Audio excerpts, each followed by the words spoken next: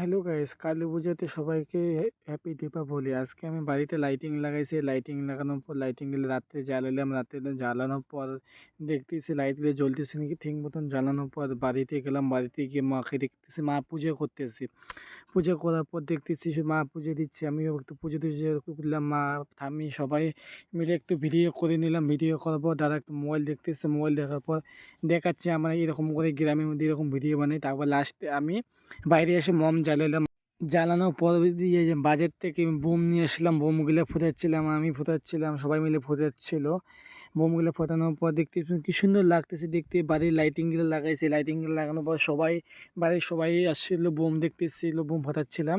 ভাসতে কি সুন্দর। আমার ঠাম্মি দেখতে পাচ্ছেন, ঠাম্মি এটা বাবা, এটা বাবার সাথে সবাই আছে। ভাই যে ভাসতে আমার নাচতেছে, কিছু নাচতেছে। আমি সবাই মিলে বাইরে মিলে বোম ফোটাচ্ছিলাম।